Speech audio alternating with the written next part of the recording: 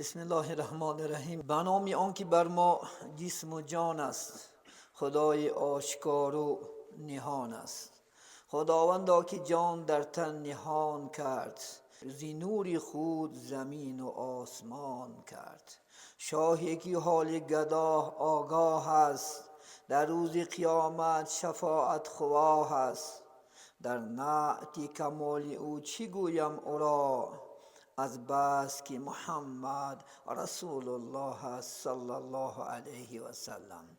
اما بعد، السلام علیکم و رحمت الله و برکاته. السلام علیکم برادران اهل اسلام. اینک امروز به فرارسی انشاءالله خدا خواهد روز مبارک، روز جمعه، شما را تبریک و مبارک باد میگیم. الحمدلله به نزدیک خدا خواهد ماهی مبارک حج می آید. الحمدلله من این هفته خدا خواهد یک گروه انشاءالله از شیار زمینی ما و شما خدا خواهد 7 نفر برادرها الحمدلله سفر دارم به حج انشاءالله. در آخر در حق این برادرها دعای خیر میکنیم و نصیحت هایی که امانت هایی که از جانبی انشاءالله ما و شما میشود پیشی برادران میگذاریم تا اینکه انشاءالله خدا نارفته از نام خدا خواهد خلق و شیار زمین انشاءالله به نزد درگاه الله دعا کنند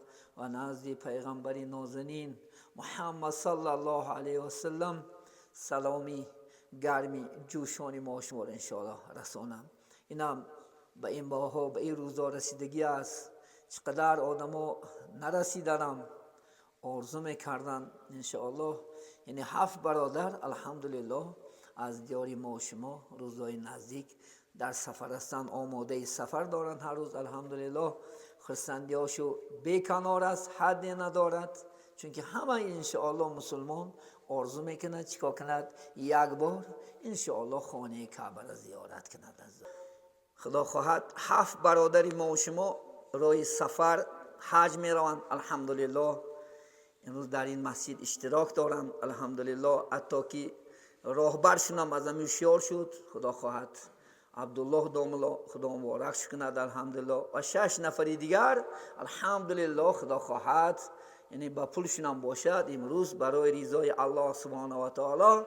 یعنی یکی 5 رکن اسلام الحمدلله برای اجرای حج خدا خواهد انشاءالله به سفر تیاری دیده سالیان الحمدلله. خدا خواهد روز 3 شنبه از اینجا خدا خواهد سفر میکنن میبراین راه و 4 شنبه انشاءالله خدا خواهد سمالیات میشود الحمدلله.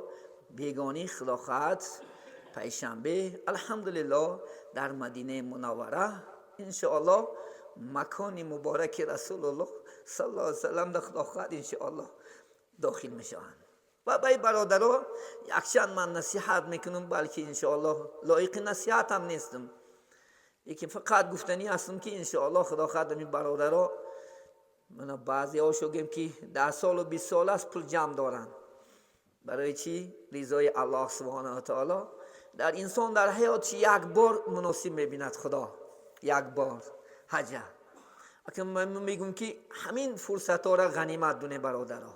اونجا رفته پول من لباس میخرم بلا میخرم بدتر میخرم، نه، فقط انشاءالله خدا خواهد رضای الله سبحانه و تعالی ای دست نتین. میدونید 2 رکعت انشاءالله نماز در بیت الله به 100,000 رکعت برابر است. 2 رکعت نمازی که در مسجد رسول الله ادا میکنی به 1000 رکعت برابر است. عزیزان من، کسی که مسجد الاقصی که امروز زیر شکنجه یهودا هستند، امروز خدا خواهد اگر کسی در اونجا رفته 2 رکعت نماز خوند طبق سخن رسول الله 500,000 نماز کتی برابر است الحمدلله. اگر در اینجا 100,000 رکعت بخون و 2 رکعت در بیت الله خون بهتر.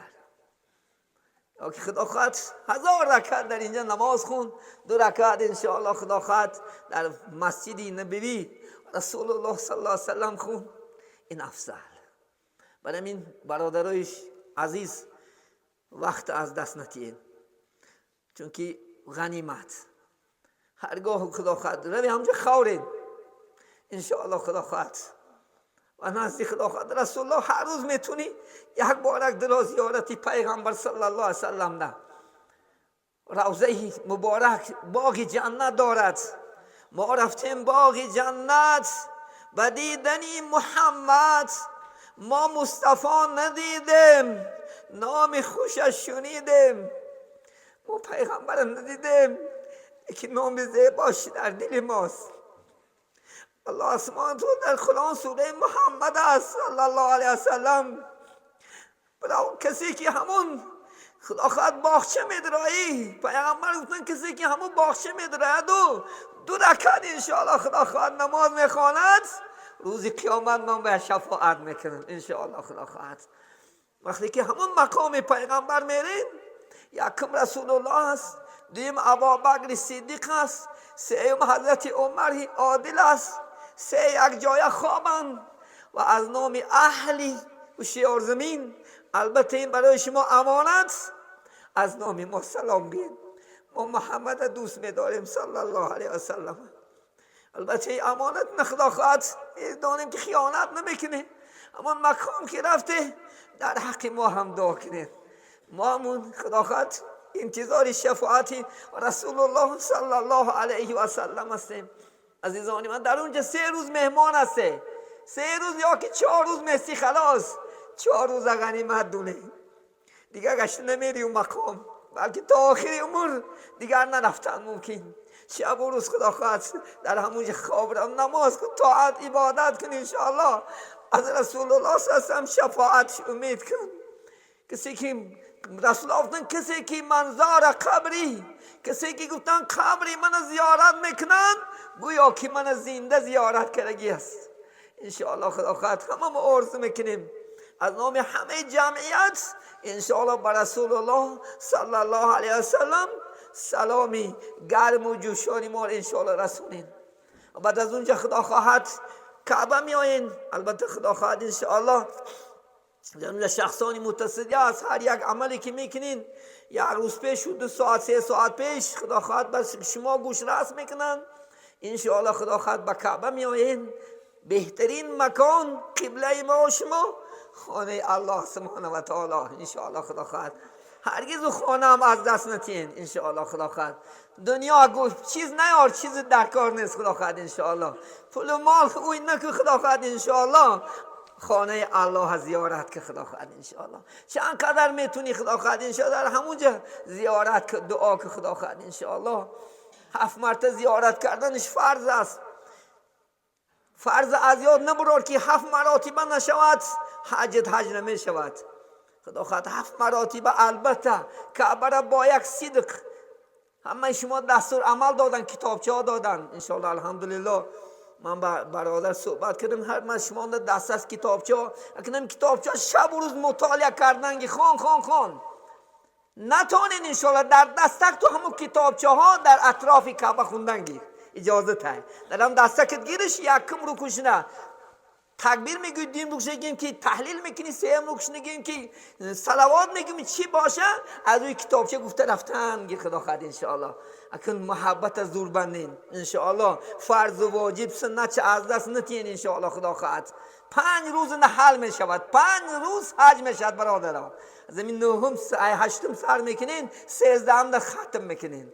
همین هم از دست نتین انشاءالله. خدا خواهد همه عملاش اجرا کنید بجا بیاره خدا خواهد انشاءالله. همچی یک کسی که خدا خواهد حج درست میکند حج آخرین مکافاتش انشاءالله جنت است. حاجی ها روز قیامت عزیزانی من دعوا میکنند که ما یکم به جنت میدراییم.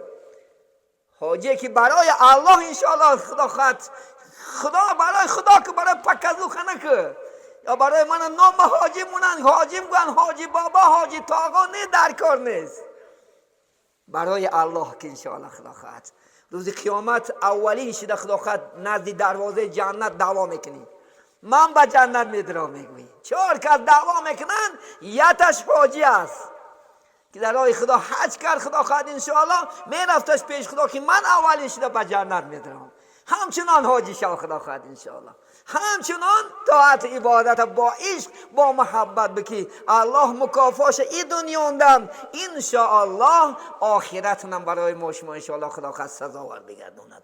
البته برای برادرها رای سفید میگیم انشاءالله یگانه دعا میکنیم که الله البته خدا خواهد حجاشون قبول کند و ثوابش در این دنیا هم و در آخرت هم انشاءالله خدا خواهد محروم بگردوند. و یک مقصدهای حاصل شده نزد الله یک حاجی بهترین شده با وطن برگشتن الله انشاءالله نصیبه بدارد.